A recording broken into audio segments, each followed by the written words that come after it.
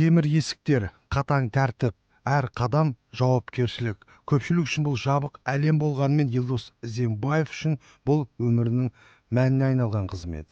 Ол қылмыстық атқару жүйесінде табан аудармай 23 жыл еңбек етіп келеді. Осы уақыт ішінде мыңдаған жұмыс күні, жүздеген жауапты кезекшілік артта қалды. Бірақ қызметке деген адалдығы мен сертке деген беріктігі өзгерген емес. Айтатын әкем, енді бұл жұмыс адамның тағдырына біз әсер етеміз.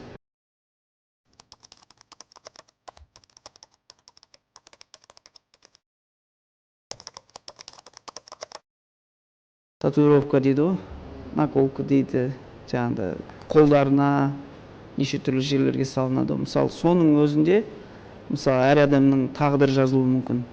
Енді бұрынғы сотталғандар, қазіргі емес, бұрынғы сотталғандар, мысалы, наркоман болса, наркоманның жаңа несін көрсетеді. Татуировкасы сондай болатын. Шприц емес, паук, паутина, тор, өрмекші, соның суреттерін салады. Мысалы, тор болады, тордың үстіне өрмекші. Значит, ол сол жаңағы нашақорлық бабымен отыр деген сөз. Сол нашақор, өзі нашақор, нашақорлық бабымен отыр деген сөз. Сол сияқты көп оны енді айта берсең шыны керек. Кәдімгі әр сотталғанның өзінің тағдырлары жазады, қолдарына жазады. Енді мысалы ол алыстан біле отырасың да. Сотталғандарды танисың, білесің уже. Сөзінен ақ өздерінің жаңағындай сөйлеу мәнерінен білесің. Сөйлесу мәнерінен ақ білуге болады, мысалы. Енді осы салада істеп келе жатқаннан кейін автоматты түрде анализировать етіп тұрасың ғой, мысалы. Адамдарды, сотталғандарды енді оларды кемшілдікке болмайды, енді тағдыр ғой ол. Біліп тұрасың,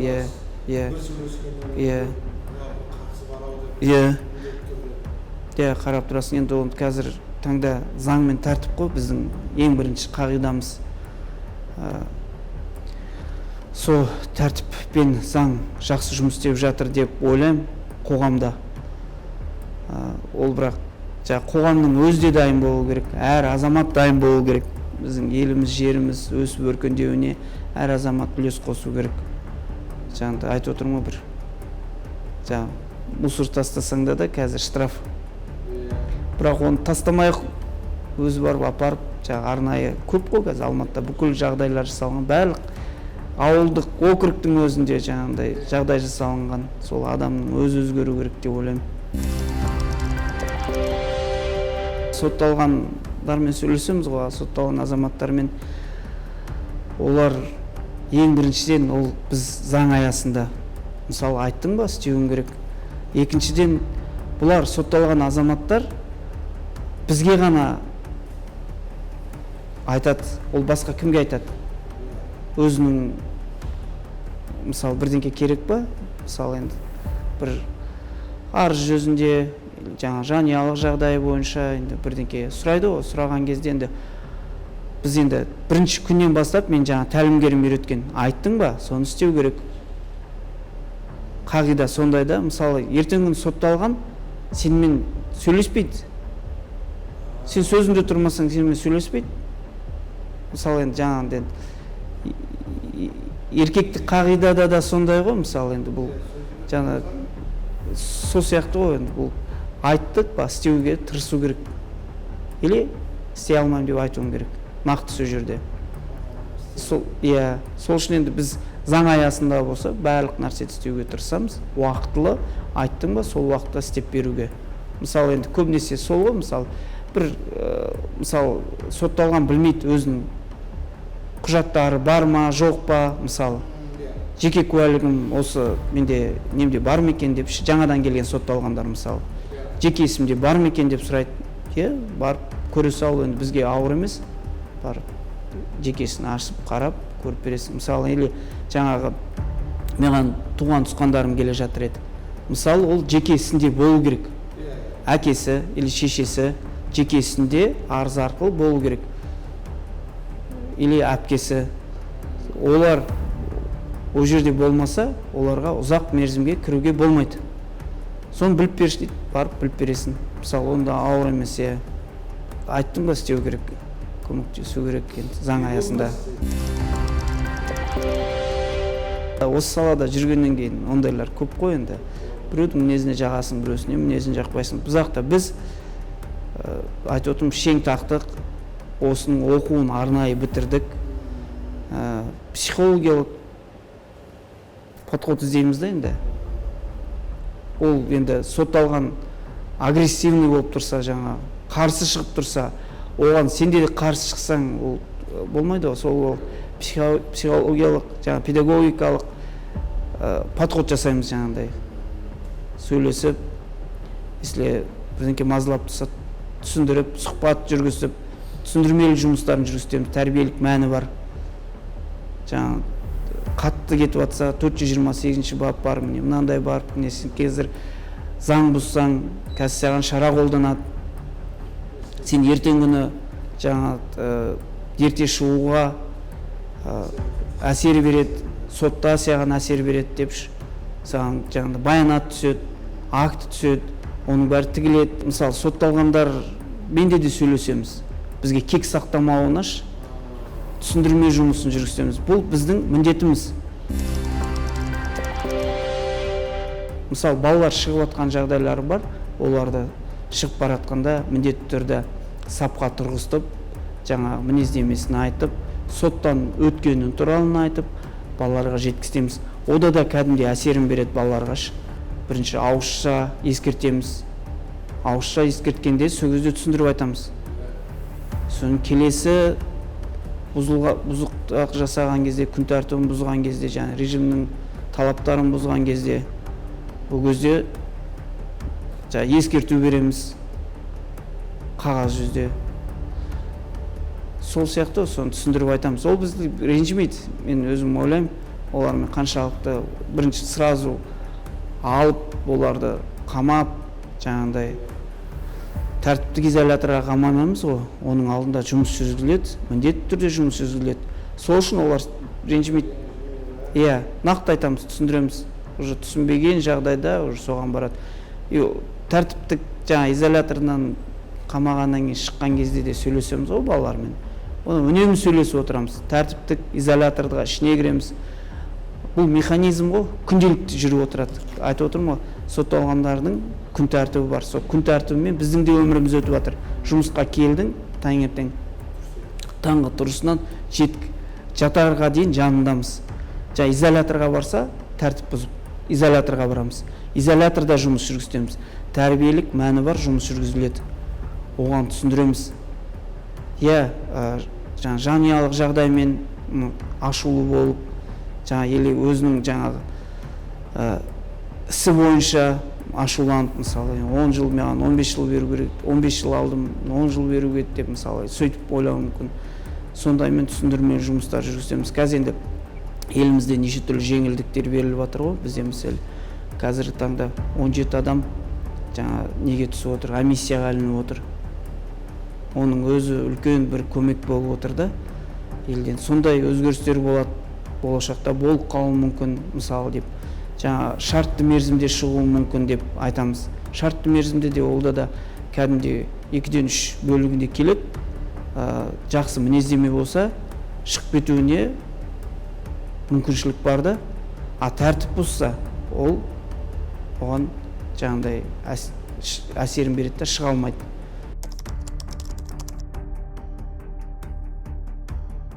Әл-Фараби атындағы орта мектепті бітіріп, сол жылы қылмыстық атқару жүйесі Павлодар заң колледжіне түстім. Содан 2003-те бітіріп, Алматы облысы қылмыстық атқару жүйесі департаментіне келдім. Түзеу мекемесі о кезде ла 155/4 дейтін, ла 155-те 4 мекемесіне келдім. Содан бері осы салада істеп жатырмын. 23 жыл болды істеп жатқаныма. Бұл салада енді өзім арманым болды. Жаңағыдай шен кию, шенге болу, форма кию. елге қызмет ету 23 жыл болыпты биыл. Біз енді жаңа оқу жүрген кезде, оқу барысында бізді психикалық дайындықта болдық та, психологикалық, біз уже 2 жыл оқыдық. 2 жылдың ішінде бізде енді нақты білдік түзеу мекемесіне келетінімізді. Біздің мұғаліміміздер өте мықты болды. Жаңа айтам, Павлодар заң колледжінде істеген кісілер өте жақсы үйретті деп ойлаймын. Мысалы, өз жерден алдық. Енді тағдырым солай. Уақыт тез өтеді. Міне, көзді ашып жұмғанша, міне, 23 жыл болды. Енді біз таңертең ол кезде, мысалы, күн тәртібімен жұмыс істейміз, түзеу мекемесі болғаннан кейін, таңғы 6-дан кешкі сағат 10-ға дейін жүреміз. Енді күн тез өтіп жатыр. Енді жанұям үйренген, әйелім үйренген, Аллаға шүкір. 5 балам бар. Балаларым да үйренді.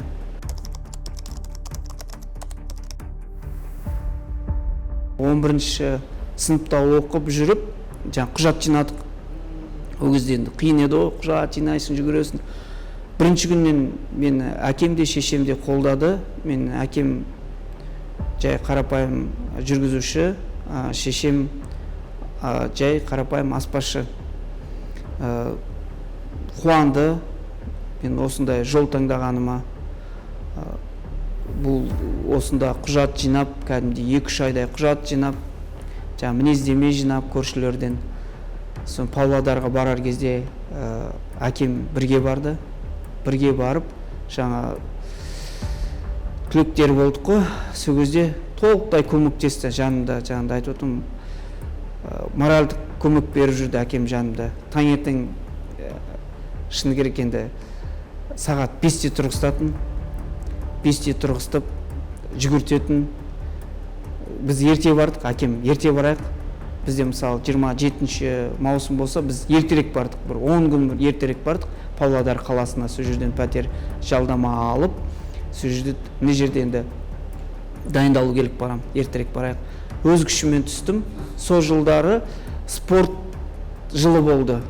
Сол спорттан алған бал жаңа оқу балымен бірге қосып, сонымен оқуға түсіп кетті. Алматы қаласынан 13 бала бардық, содан 7-уміз түстік. Біздің енді қарапайым жанұядан бастадық. Енді көштің басын мен бастадым дегендей, осы оқуды бітіргеннен кейін 7 жылдан кейін інім 11-ді бітірді.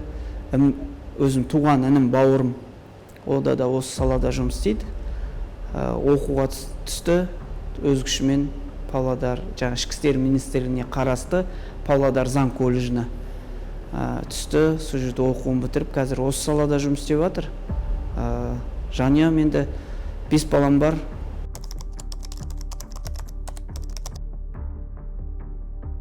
Ішкі істер министрлігіне қарасты Павлодар заң колледжін бітірдік 2003-те.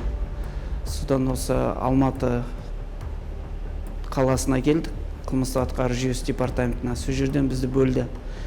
Ең бірінші істеген жерім сол ла 155-те дроп 4 мекемесіне сотталғандардың жұмыстарын ұйымдастыру тобына жұмысқа кірдім.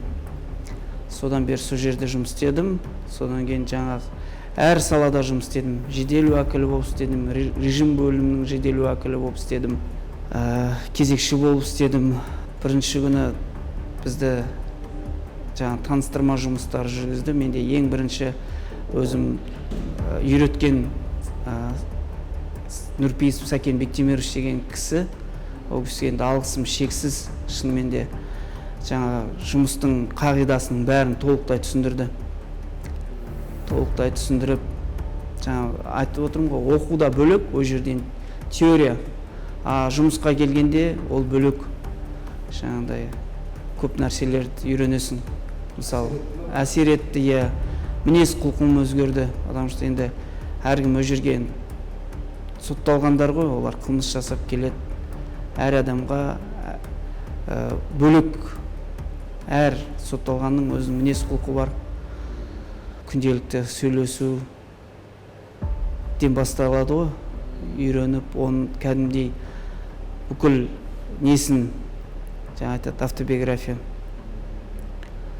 мінез құлқын бәрін үйренеміз, үйретіп карантиннен бастап соны қадағалап. Мына кәмелетке толмағандар мекемесінде орынбасар болып істеп жатырмын. Бұл кәмелетке толмаған бөлек негізі шыны керек. Сырт көзге жеңіл болып көрінетін шығар, негізінде жеңіл емес қой. Әр адамның өзінің тағдыры бар. Әркім неше түрлі қылмыспен келеді, неше түрлі мінез құлқымен келеді. Әр адам біреусі мысалы жақсы жанұяда, жақсы тәрбиемен өссе, қалғандары кейбіреулер ол тәрбиені көрмегендер болады. Жанұялық жағдайларда басқалай болады. Біреусі жаңағы толық жанұя, әке-шешесі бар, біреусінде толық емес, мысалы анасы жоқ или әкесі жоқ болып. Өте ауыр қылмыспен келеді енді.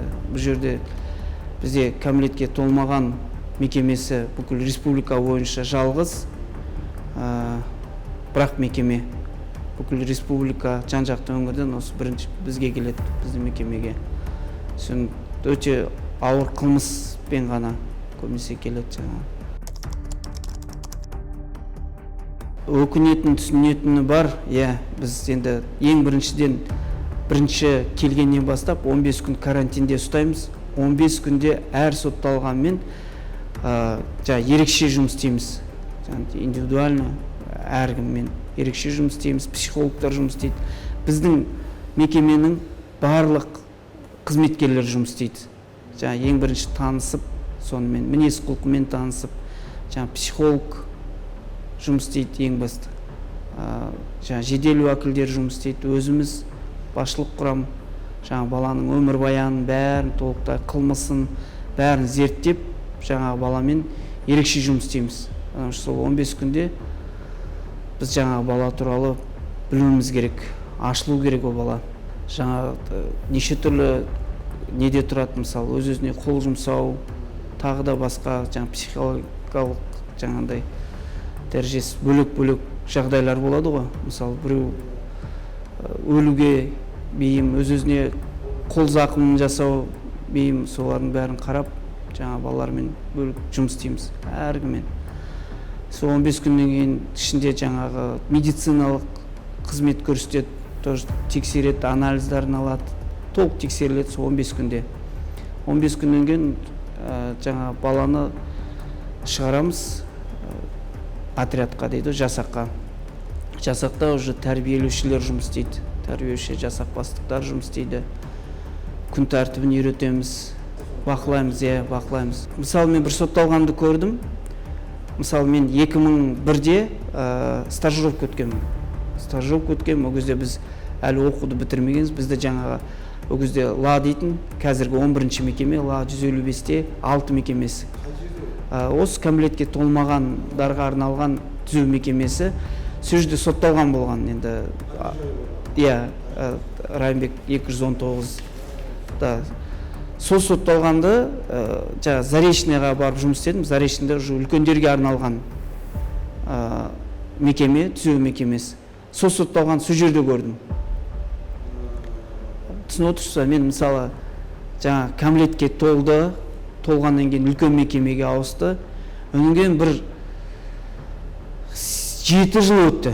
Өскеменге түзеу мекемесіне бардым, 65 сол жерге барып жұмыс бабымен бардым. Сол кезде сотталғанды көрдім ғой. Бұл сол жолды таңдатты. Ойлаңыз, кәмелетке толмағаннан бастап Заречныйда көрдім, онан кейін Өскеменде көрдім. Ол түзелмейтін адам.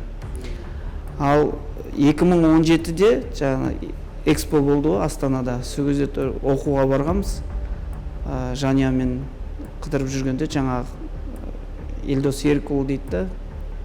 Сөйтіп қарасам сотталған, басқа сотталған, ол осы мекемеде болған, сол танып отыр да, танып, жанұясымен жүр, баласымен жүр, рахметін айтып, рахмет сіздерге осындай тәрбие көрсетіп, біз басқа жолға кеткеніміз жоқ.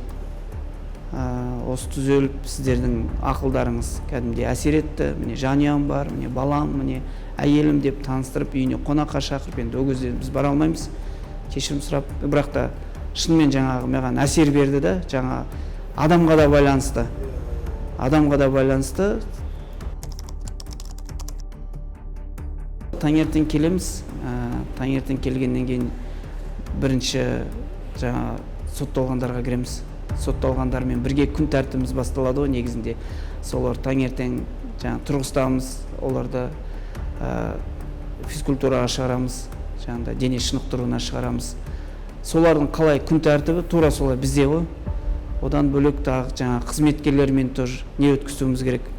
Қызметкер, жаңадан келген қызметкерлер көп нәрсені түсінбеуі мүмкін. Мысалы жаңағында оларға күнделікті жаңағыдай не өткізіп отырмыз, инструктаж өткізіп отырамыз. Жаңа сотталған келіп тұр, сотталғанның статьясы ғана жазылып тұр мына жерінде. Бірақ оның қандай бапта, қалай істеген білмейді. Көп балалар енді түсінбейді. Мысалы, қай жерде енді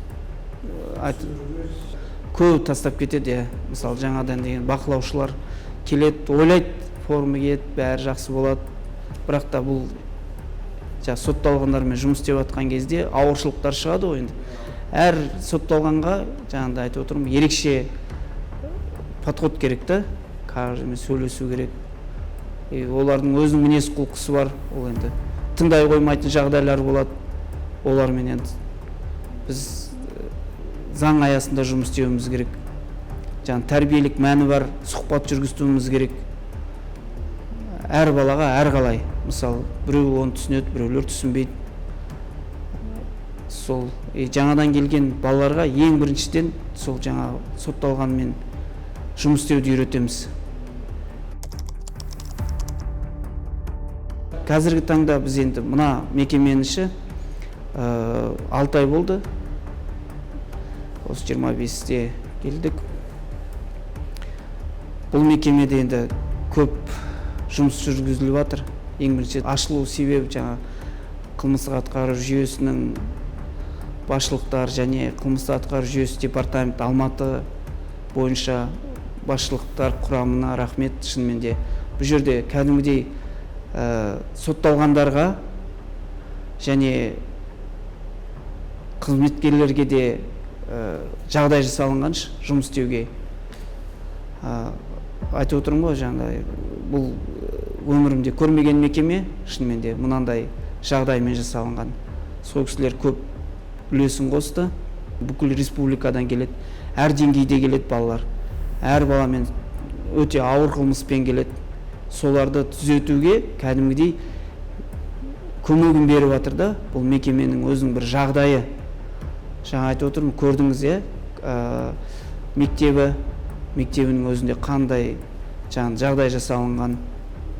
Колледжін көрдіңіз, жаңа колледжде айтып отырмыз ғой, 4 мамандықта жаңағыдай не алады, мамандық иесі болады. Жаңа сварщик, шаштараз, слесарь, сондай. И мысалы сырттағы құжатымен осы жерде алып жатқан құжаты бірдей, ешқандай сотталған деген жерде ол құжатта көрсетілмеген. Енді 11-ді бітіріп жатқан, 9-ды бітіріп жатқан аттестация алып жатыр. Аттестацияда ол жерде бір жерде сотталған деген сотталғанның ешқандай несі жазылмаған. Кәдімгі сыртта қалай, тура солай. Бірдей. Осы жерден шығып жатқан жағдайда біз даже оларды мысалы Өскеменнен болса, заң аясында біз оны Өскеменге дейін апарып тастауымыз керек. Если оның әке-шешесі келмеген жағдайда біз оны өзіміздің қызметкерлер бөлінеді, өзіміз билетін алып береміз жолына. Кәдімгі ақша бөлінеді өкіметтен, үйіне дейін апарамыз. Ол енді кәмелетке толмаған ғой. Сол себептен үйіне дейін апарамыз, сотталған сроғы біткен жағдайда. Қоғамға дейімдеу жағын біз енді бірінші күннен бастаймыз ғой, негізі сотталғанмен жұмыс істеп. Айтып отырмын ғой, біздің психологтар, өзіміз күнделікті жұмыс істейміз. Тәрбиелік мәні бар. Киноларды көрсетеміз. Көрдіңіз ғой, бізде үлкен кинозал, балаларға арналған іс-шаралар өткіземіз. Кітапханамызды көрдіңіз, кітаптың өзі бұларға кәдімгідей әсерін береді. Кітап оқиды. Мысалы, ол үйінде оқымаған кітабын осы жерде келіп оқиды. Көрдіңіз бе? 2000-нан шақтан бізде 2000-нан астам кітап бар. Көрдіңіз бе? Біздің кітапханамыз енді өте жақсы жасалынған. Сол бірінші күннен мысалы әке-шешелер келеді, кездесу бөліміне бізде айтып отырмын. Кездесуге келген кезде 2 күнге дейін қалалады әке-шешесі. Ұзақ мерзімге келген кезде, қысқа мерзімге келген кезде 1 сағаттан 2 сағатқа дейін қалалады. Сол кезде әке-шешелер келіп барып сөйлесеміз, сол кезде балаларын танымай атады. Балаларымыз мысалы үйде ыдыс жумайтын бала мына жерде ыдыс жуып маған көмектесіп атады дейді. Мысалы анасы айтады, енді анасы көріп атады. Өздерінің жатқан жерлерін тазалап, кездесу бөлмесіндеші. Ұзақ мерзімде мысалы көрдіңіздер ғой, кеше бүкіл жағдай жасалынған, үйдің тамағын жасайды. Сол кезде әке-шешелер келіп соны айтып атады, өзгерген, баласының өзгергені туралы. Сол. Енді бұл жерде айтып отырмын, таңғы сағат 7-ден бастаймыз. Бұл енді басқа мекемелерге қарағанда бізде өзгешілік. Мысалы басқа мекемелер таңғы тұру сағат 6-да болса, бізде сағат 7-де енді кәмелетке толмағаннан кейін біз соған кішігірім сондай бір жеңілдік жасап қойдық. Сағат 7-де тұрады, 7-ден 15-7-де тұрақсамыз. Дене шынықтыруға шығарамыз 15 минут. Енді қазіргі таңда балабақшаға дейін бар ғой, дене шынықтыру сол үшін өздеріне. Енді балаға үш уақыт тамақ мезгілімен ол кәдімгідей әсер береді. Уақытылы тамақ жейді, уақытылы жатады.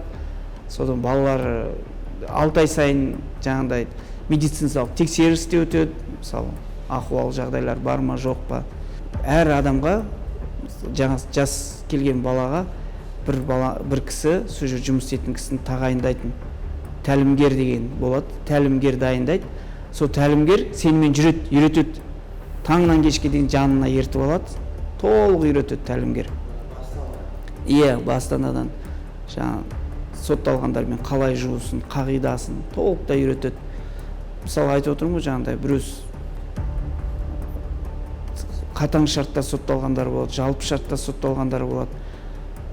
Жаңағыдай заң бұзуына бейімді сотталғандар болады.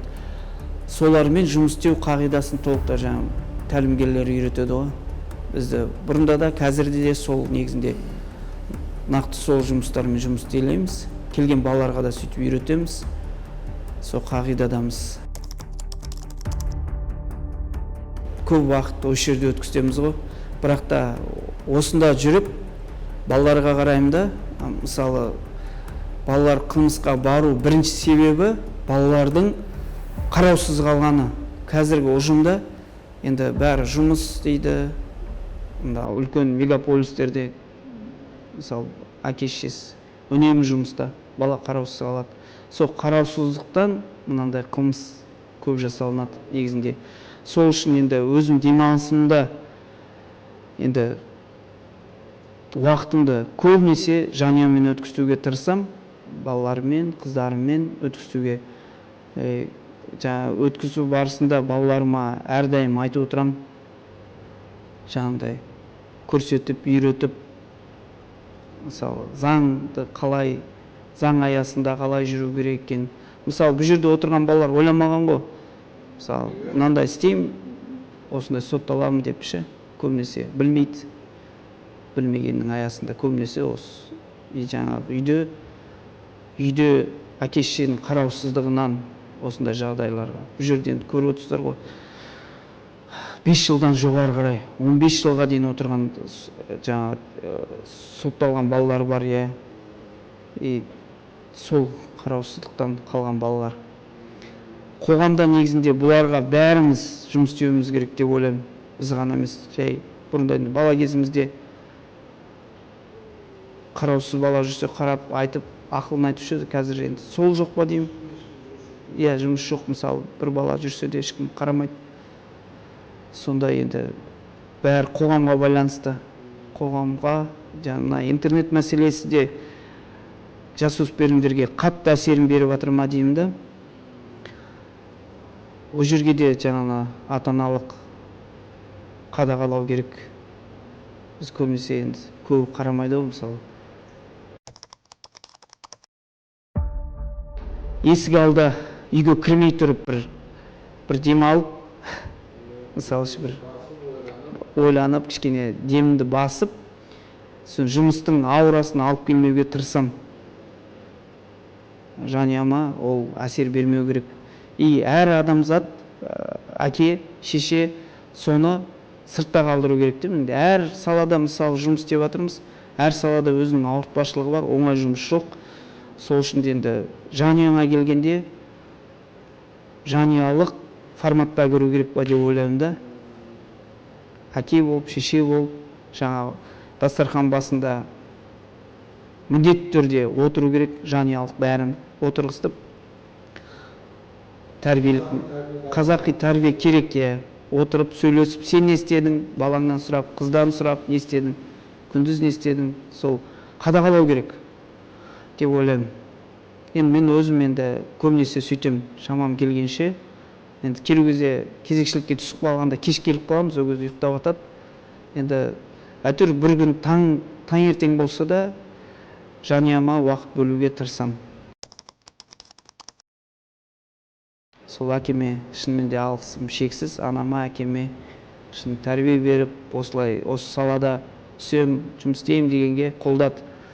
2 жыл оқыдым, 2 жылдай қолдап отырды.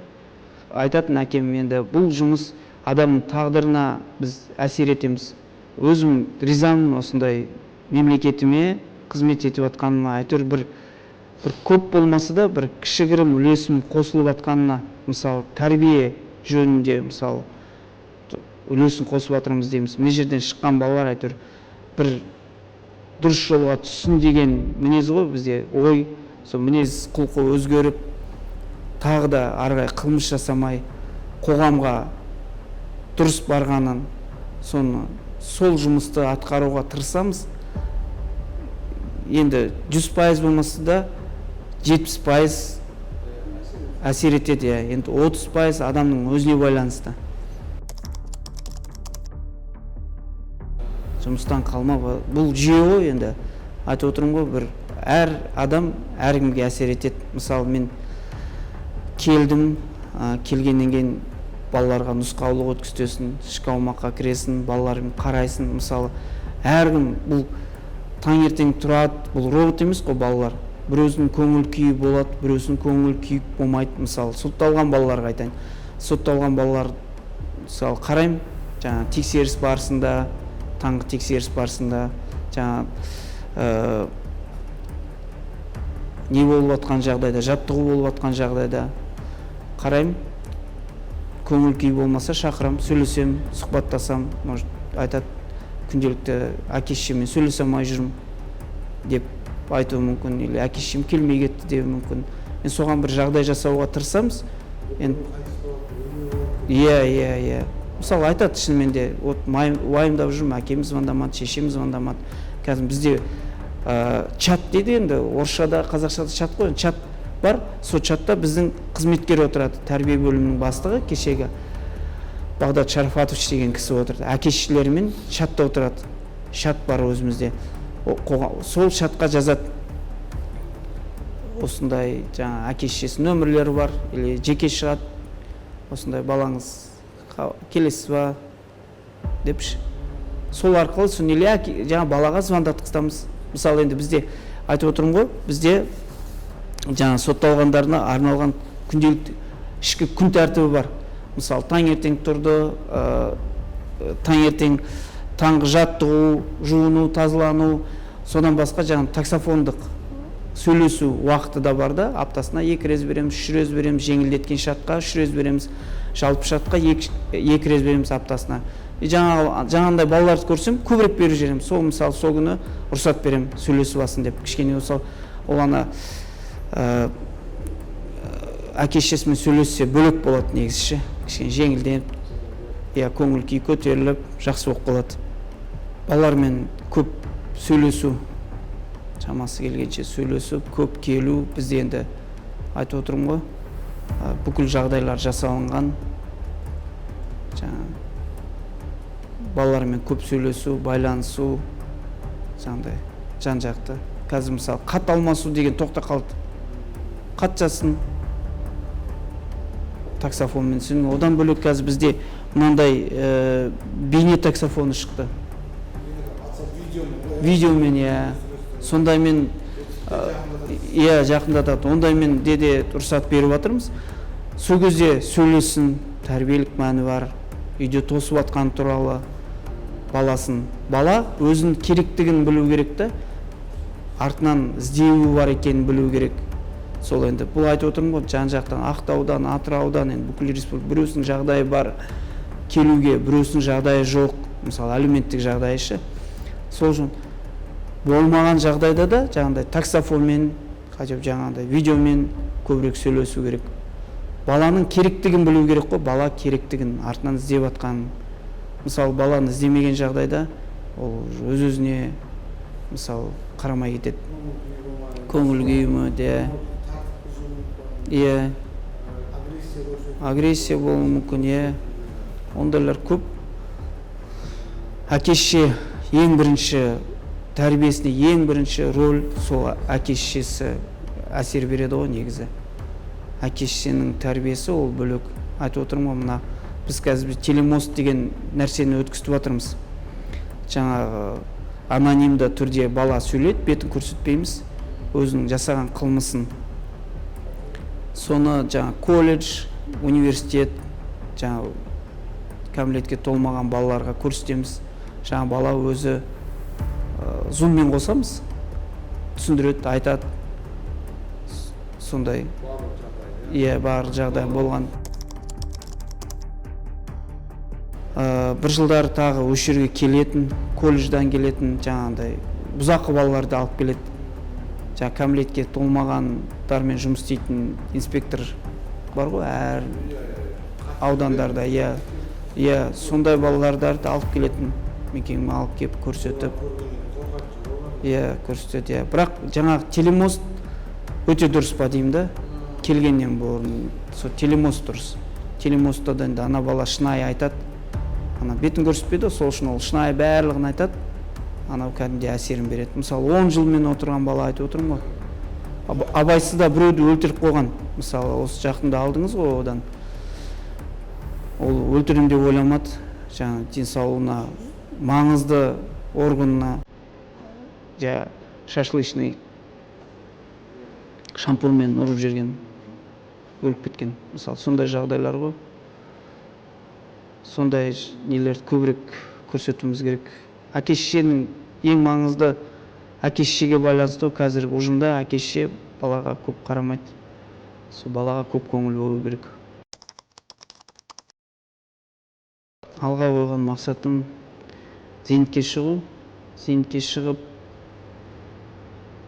сабақ беру деп ойлаймын. Осы тәрбиелік сабақ, иә, мамандарға, иә, осы салада сабақ беру маңызды.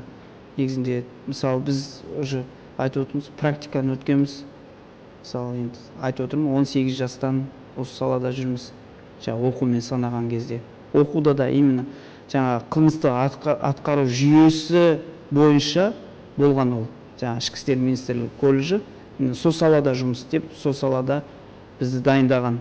Сол 18 жастан дайындалдық. Бір сағаттық сұхбат барысында біз темір тордың ар жағындағы тәртіпті сақтау үлкен төзім мен мықты мінезді қажет ететінін түсіндік. Осындай жауапкершілік мол қызметте абыроймен еңбек етіп жүрген Елдос Ізембаевтың өмір жолы кәсібіне адалдықтың, ел қауіпсіздігінің қызмет етудің жарқын үлгісіне айналған.